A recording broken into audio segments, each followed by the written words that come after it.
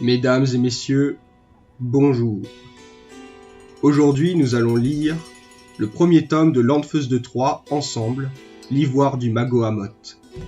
Alors, que dire de Landfeust de Troie ? Cette BD scénarisée par Leston et dessinée par Tarquin, la bande dessinée de mon enfance. Voilà, je pense que c'est la première bande dessinée que j'ai pu lire, bande dessinée franco-belge que j'ai pu lire de ma vie. Bien avant Astérix, Tintin, tous les grands classiques, ce qui m'a donné envie de lire de la bande dessinée, eh bien c'est Landfeust de Troie.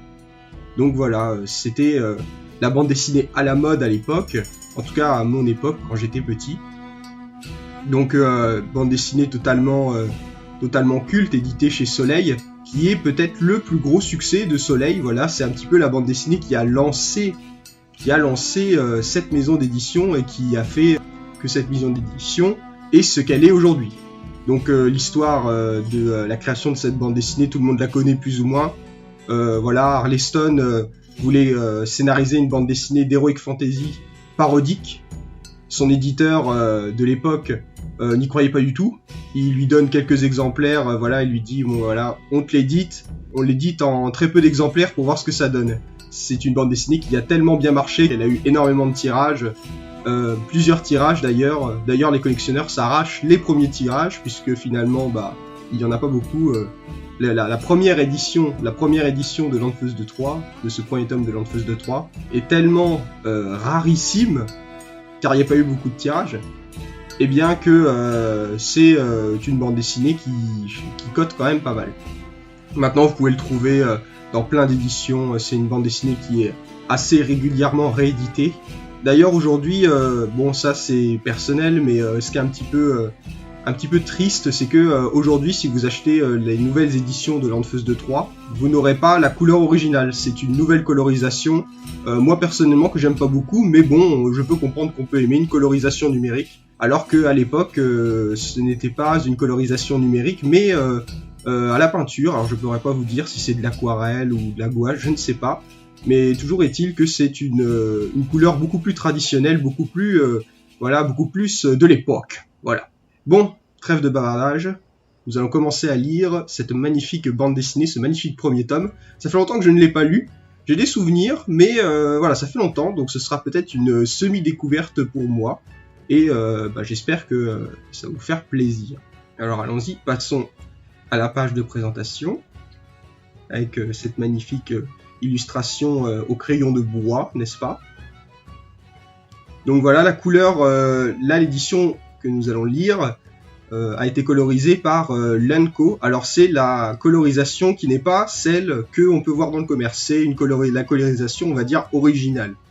Voilà, nous pouvons voir, ça c'est la page intérieure, la page intérieure que l'on voit juste après la couverture, qui est une page qui n'est pas sans rappeler les illustrations des cabinets de curiosité de la fin du 19e. Voilà, toujours sympa. Qui sera la même d'ailleurs dans tout ce cycle de Landfeust de Troie. Alors, on attaque la présentation des personnages. Troie est un monde surprenant. Grâce aux sages d'Eckmühl, qui, jusqu'au fond de chaque village, relaie la force de la magie, chaque individu possède un et un seul pouvoir. Celui-ci peut être anodin, ou utile, ridicule ou redoutable. Présentation qui me fait un petit peu penser à Astérix d'ailleurs. Hop, où on voit la carte comme ça. Landfeust peut d'un regard faire fondre le métal. Il est donc devenu forgeron. Mais sa vie est bouleversée depuis le jour où il a découvert qu'au contact d'une certaine épée à paume d'ivoire, il peut posséder tous les pouvoirs. C'est-à-dire le pouvoir absolu. C'est un fait unique dans l'histoire de Troie. Sixi et Sian sont les deux filles de Nicolède. La brune Sixi est une chipie provocante dont le pouvoir est de transformer l'eau en glace ou en vapeur. La blonde et douce Sian, fiancée de Landfeust, peut guérir toutes les blessures une fois la nuit tombée. Maître Nicolède est le sage du village dont Landfeust est originaire. Il a découvert que l'ivoire conférant le pouvoir absolu de Landfeust provient d'un animal mythique, le Mago-Amot. Il a donc conduit Landfeust à Eckmühl, la capitale, afin que les érudits gardiens de la magie puissent étudier son cas. Ebus est un redoutable troll, créature sauvage et impitoyable, hantant les forêts. Mais les enchantements de Maître Nicolède ont transformé la bête féroce en un joyeux compagnon dont la force est appréciable. Cependant, ces enchantements sont provisoires et peuvent être rompus. Le chevalier or azur vient des baronneries, une lointaine presqu'île qui refuse la magie et où les châteaux mènent les uns contre les autres de perpétuelles guerres d'honneur. Il possède l'épée au contact de laquelle Landfeust devient l'homme le plus puissant de Troie. Thanos. Ça ne vous rappelle rien ce nom ? Thanos. Thanos, le pirate, aurait pu être un puissant érudit, mais il a trahi Eckmühl.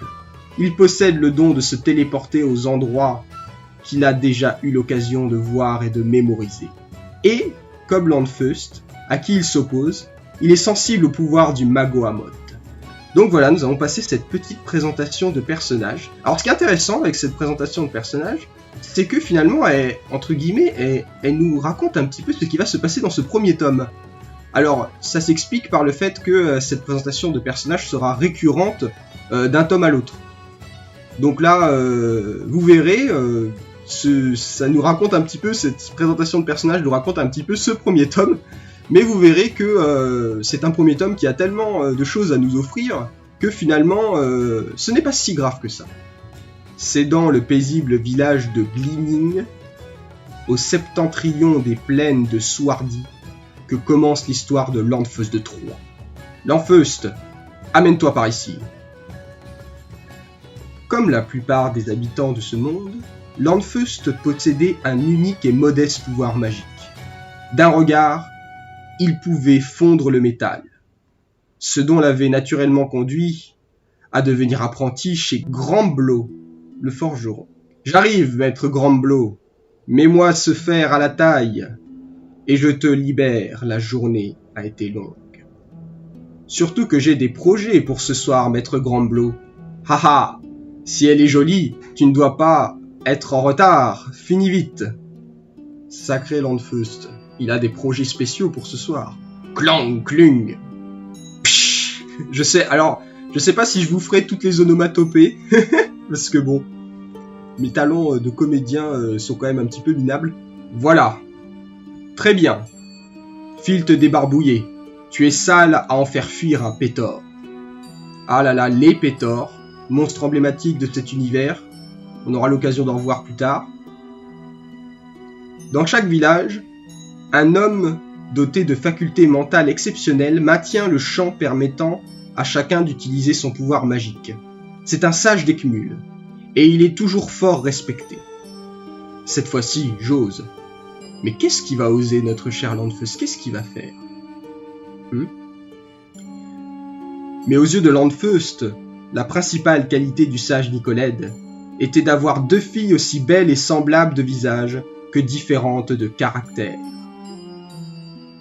La blonde, Sian, n'était que douceur et gentillesse. Je vais demander à Sian de faire un tour avec moi jusqu'au bord de la rivière. Oh là là, Landfeust, il ose tout.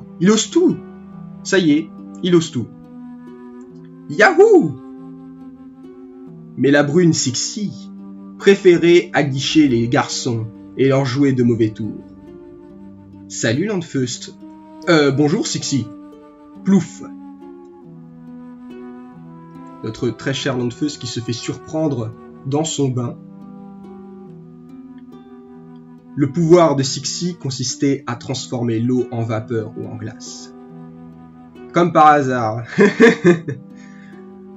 Tu sembles bien joyeux. Ça ne te regarde pas. Ah, très bien. Et qu'est-ce que tu fais ? Il y a trop d'eau dans ce baquet. On va en vaporiser un petit peu. Et elle mettait un point d'honneur à l'utiliser de façon désagréable pour son entourage. Sixie, n'enlève pas tout, je suis tout nu là-dedans. Hihi, en effet, tu as l'air content de me voir. Un peu de fraîcheur calmera tes afflux sanguins. Poc poc, hihi. Tu me paieras ça, sale teigne. Ah là, sacré Sixi, sacré Sixi. Vous verrez que son design et aussi son caractère évoluera au fur et à mesure de la bande dessinée. Et c'est dû à la manière avec laquelle écrit Arleston et Tarquin, puisque finalement, même si Tarquin est dessinateur, c'est un petit peu aussi un co-auteur. J'aurai peut-être l'occasion de vous en parler un petit peu plus tard. Ha ha ha. Tu es aussi laide qu'une cravasse engrossée. C'est pas très gentil ça, Landfust. Et en plus, c'est pas forcément vrai, je suis pas d'accord moi. Si tu as fini de jouer, Landfust, j'aurai encore besoin de toi. Mais vous m'avez dit, un chevalier venu des baronneries, habille-toi vite. Et oui, qui est ce chevalier venu des baronneries? Si vous avez bien suivi le résumé de tout à l'heure, je pense que vous savez de qui on parle. Célébrés sur tous les continents de Troie pour leurs jeux guerriers et leur attachement aux traditions, les 77 barons d'Édulie refusent l'emprise d'Eckmul et la pratique de la magie. Je luttais contre un troll. Si je rate mon rendez-vous avec Sian, la créature faisait de terribles moulinets avec sa lourde masse d'armes. Vous savez peut-être de quelle créature il parle. Zam, vlam, boum. Mais mon épée vint heurter ses dents et elle se brisa net. Il est de notoriété publique que les trolls ont une excellente dentition. La bête répugnante se préparait à me dévorer. Lorsque je décidai de fuir. Frotte, frotte. Voilà pourquoi j'aimerais que vous me répariez cette épée, braves gens. C'est l'affaire de quelques minutes, chevalier hors azur. Landfeus va s'en charger. En attendant, je vous ferai goûter un vin vert de Frals, de notre village, et vous m'enchanterez du récit de vos exploits. Volontiers. Et oui, Landfeus déçu. Déçu parce que tous ses projets sont ruinés par ce baron hors azur. Gna gna gna, Landfeus va faire ci. Gna gna gna, Landfeus va faire ça. Et bah oui, Landfeus, hein, c'est ça, quand on travaille. C'est la dure réalité du travail. Bon, plus vite ce sera terminé. Beau plan sur ce petit village de Bunning. Hé, ça chauffe tout seul. Talent d'acteur. Les amis, c'est ça, c'est pas du talent d'acteur. Talent de bruiteur même. Flash. Landfeus qui tombe dans la marmite. Ou plutôt dans le métal en fusion. Maître Grandblow, c'est affreux. Que se passe-t-il? C'est Landfeus, il vient de tomber dans la cuve de métal en fusion. Quoi? Quelle mort horrible. J'espère que mon épée n'est pas perdue. Ouh. Ah, le mec, il en a rien à péter, quoi. Le mec, il s'en bat les steaks. Écartez-vous, place. Je suis désolé. Landfeus a survécu. Mais pourquoi donc? Si vous avez suivi la présentation de personnages tout à l'heure, je pense que vous avez la réponse à cette question. Mais tu n'es pas brûlé? Bah non, je ne comprends pas. Landfeus!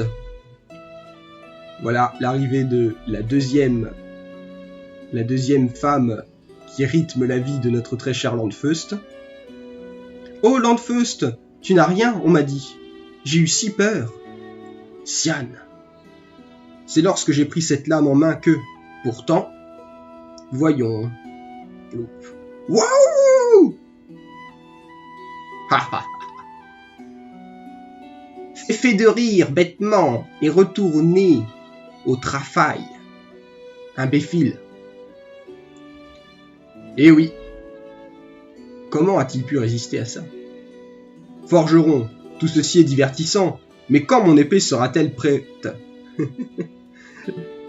Le baron qui en a mais rien à foutre de ce qui se passe, lui il est juste passé pour avoir son épée, voilà.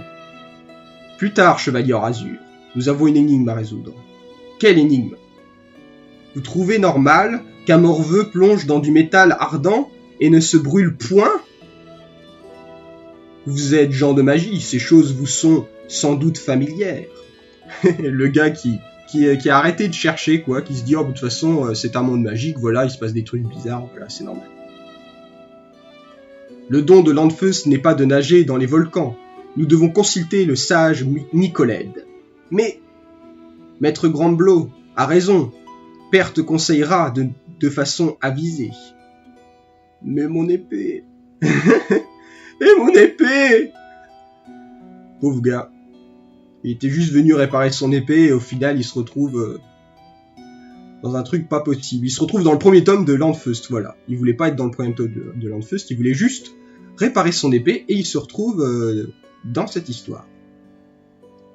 À l'image de Nicolède, les sages d'Eckmühl sont le plus souvent des hommes simples et bons. Leur pouvoir est d'être le relais permettant sur un territoire donné à la magie d'exister. Loin d'un sage, les pouvoirs disparaissent. En gros, ces sages, c'est un petit peu comme des antennes relais, quoi, des antennes Wi-Fi. Étrange affaire.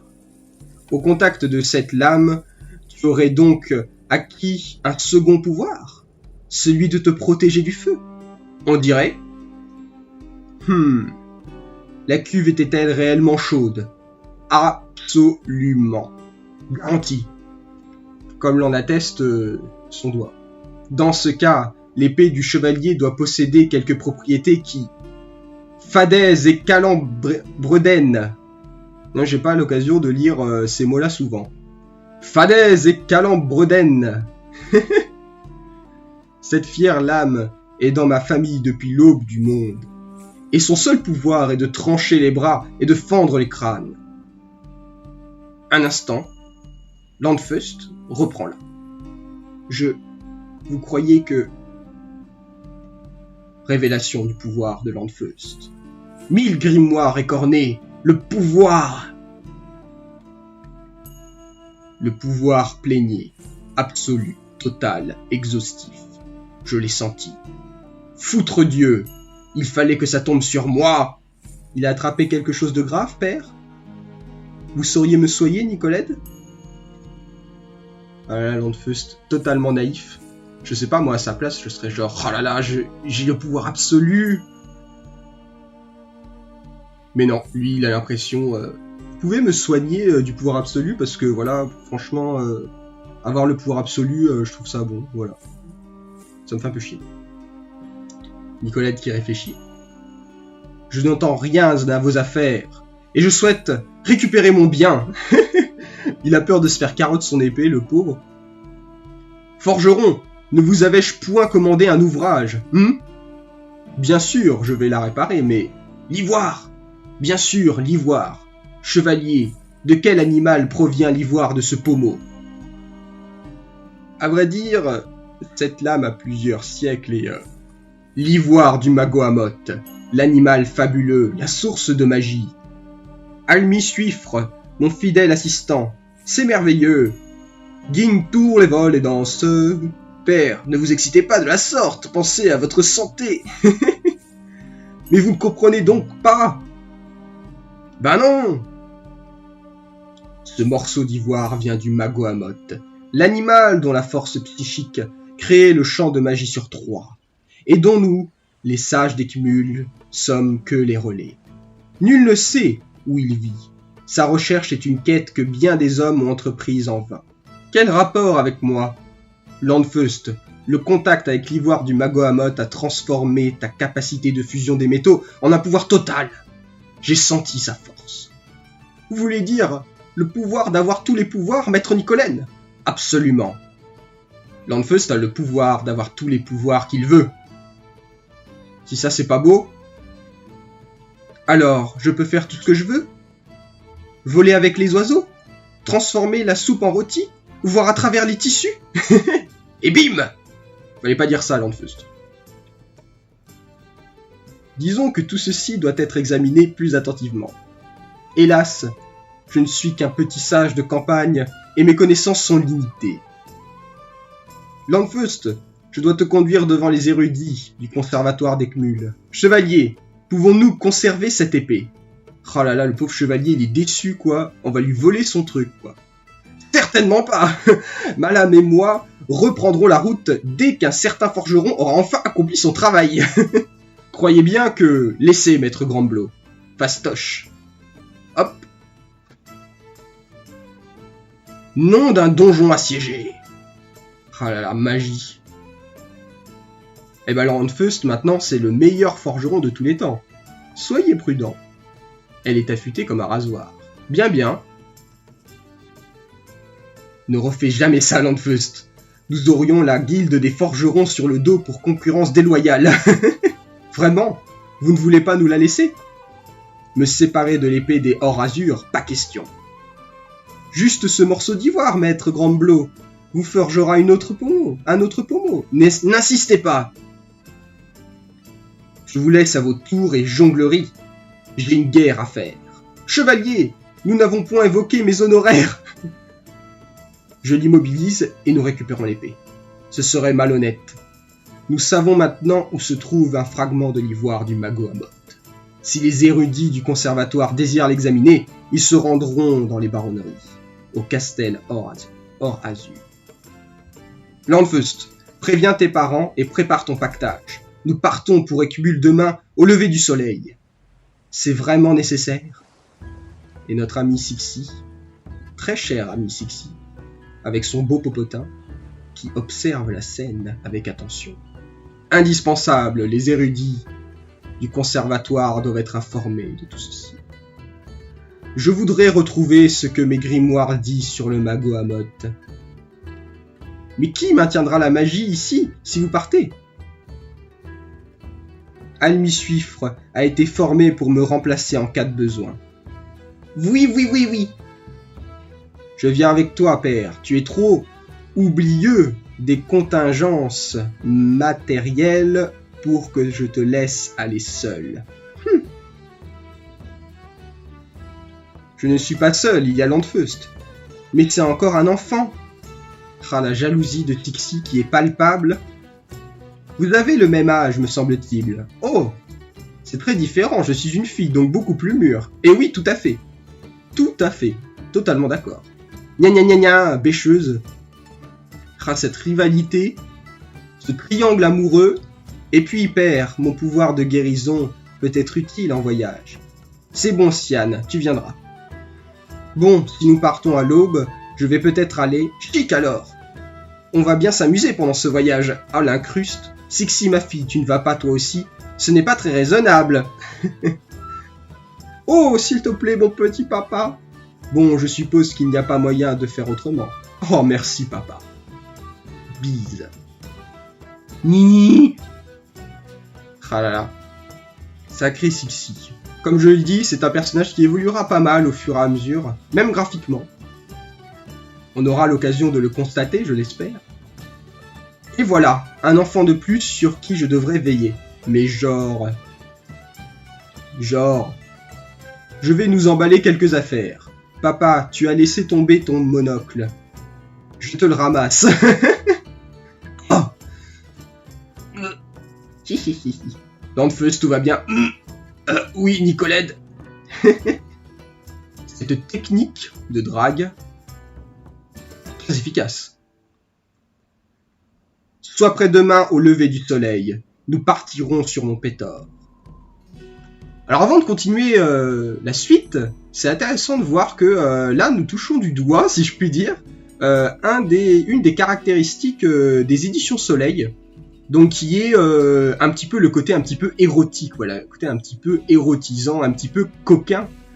Finalement, je sais pas si je m'avance peut-être un peu en disant ça, mais je pense que c'est cette bande dessinée, c'est ce premier tome de Landfust qui a un petit peu lancé cette ligne éditoriale, voilà, le côté un petit peu coquin que l'on peut voir dans toutes les bandes dessinées éditées chez Soleil quasiment, voilà, les choses qu'on voit, par exemple, je sais pas, chez Echo ou chez Marie-Lisa, voilà, ce genre de bande dessinée, voilà, petit côté un petit peu, vous voyez, pas forcément érotique, mais un petit peu coquin, voilà, les blagues un petit peu coquins, les blagues un petit peu coquines, excusez-moi, voilà. Bon allez, fermons la parenthèse, passons à la page suivante.